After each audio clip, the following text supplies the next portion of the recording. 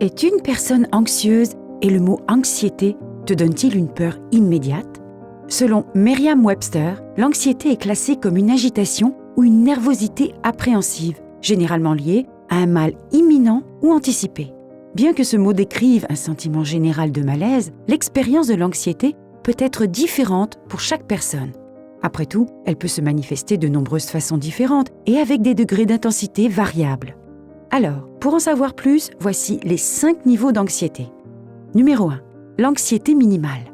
Commençons par l'anxiété minimale. À ce stade, tu es capable de fonctionner avec très peu d'interruptions.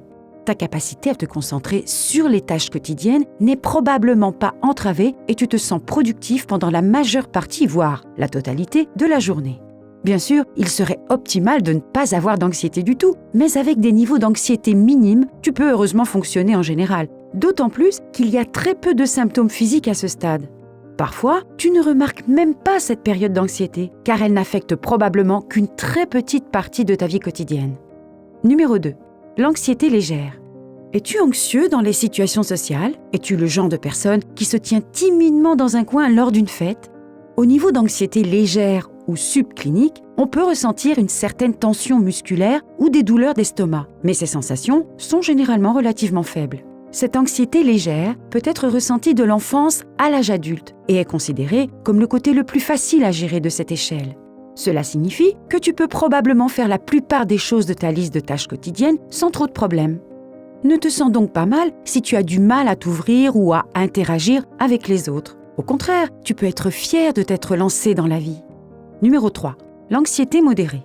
Tes horaires de sommeil sont très irréguliers et tu te débats avec une perte d'appétit particulière. Si ton anxiété se situe à ce 3e niveau, elle peut affecter tes horaires de sommeil à un degré relativement sensible, mais toujours fonctionnel. Cela peut t'amener à avoir moins d'appétit au cours de la journée ou à souffrir plus fréquemment de maux de tête agressifs. En raison de tous ces facteurs, tu peux également éprouver un état de panique, certes encore contrôlé, mais qui te fera te sentir à bout de nerfs la plupart du temps. Numéro 4. L'anxiété sévère. Ressens-tu souvent une oppression constante dans la poitrine? As-tu du mal à digérer les aliments? Alors que le niveau modéré n'est pas nécessairement une constante quotidienne et dérangeante, l'anxiété sévère est un sentiment permanent à tout moment. Les symptômes physiques sont également beaucoup plus agressifs à ce 4e niveau. Par exemple, tu peux aussi te sentir essoufflé ou avoir du mal à manger, même s'il s'agit de ton plat préféré.